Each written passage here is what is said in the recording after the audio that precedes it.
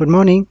When prototyping a project, I've decided to make a through-hole technology mount. Although in this case we'll place the resistors vertically to keep a small footprint.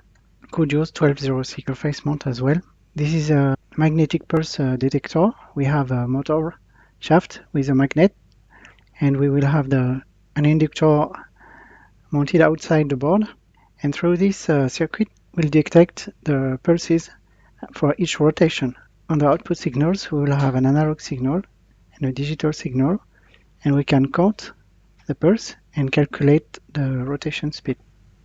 This project has been finished as far as the design and PCB preparation. The manufacturing is in progress, and I'll post results.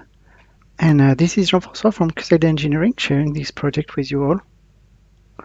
What we have here is a power supply and output terminal over here. It goes into a small box, so the I/O are on the same side. And we have, as usual, a regulator, protection 100 milliamp. And then we have a measuring sensor. We have the floating ground over here, RC filter for high-pass filtering. This has been prototyped and tested, and the best fit for the amplifier stage is 10x and 33x in series. Because of the high impedance here, we don't want to increase too far on the first stage, otherwise the output impedance is too high. And we have an amplifier with a 2-stage and a DC blocking capacitor over here, and the load over here, just to stabilize the output signal. So what's happening is we have polarization for the transistor 1 over here, which we can set up through a 10K and a 300K. 10K sets the voltage, 300K sets the polarization through high impedance. And this is important because we will need to tune the circuit to get this properly working at the best operating point. So I could have used the right resistor values, but it will be tested on site, so we are going to use a trim port. And the second stage was working best with this polarization value. So we have polarization 1 here, polarization 2 here. And then through the polarization 1, we will charge the floating ground. So we are using a 2.2 and 22 micro, which will slowly charge and then serve as a floating ground for the sensor. So this will be fine-tuned and working good for any trim port position on the Q1 transistor. How this circuit works is we have the polarization after the floating ground has been charged. The L1 will have a positive voltage at each pulse of the magnet passing, positive in one direction, negative in the other direction. When it is the positive half sinus wave, this will shortly saturate the transistor over here. This voltage has a negative pulse, and this is a negative amplifier, so we have a positive pulse on the output of this stage. We output the negative pulse to a follower operational amplifier, and we will use the output of the device A to make an hysteresis on device B.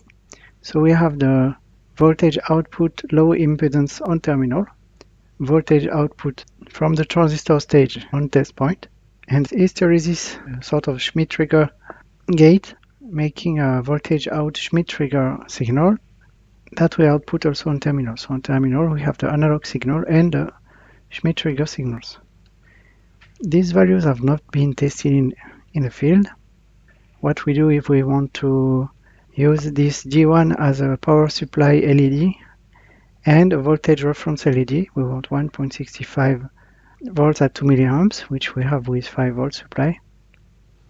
And with this bridge resistor, we should have 150 volts 0, 180 volts 1, 300 millivolts of hysteresis. And we have a pulse indication through this LED. Test points over here.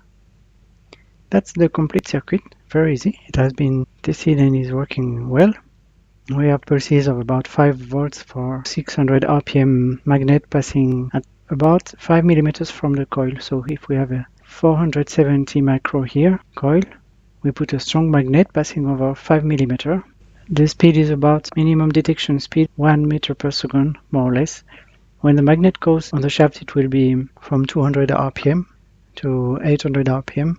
We should have a good signal, and the signal is 5 volts on the analog. It saturates. That's the 3D implementation with our floating ground over here, regulator, protection fuse.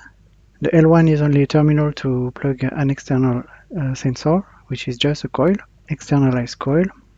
We are using a two-side PCB, ground on the front, 5 volts on the back, all through hole for this first production batch of 5 pieces.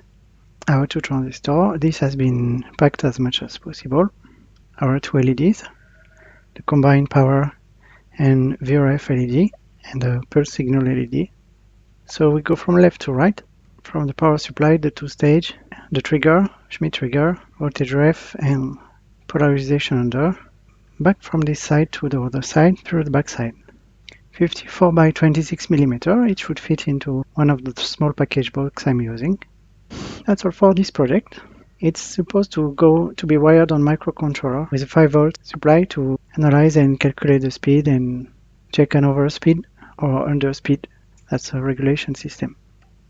That's all for this small project, and I'll post more about it when it will be tested and the final schematics with the other parts of it. Thanks, see you later, bye bye.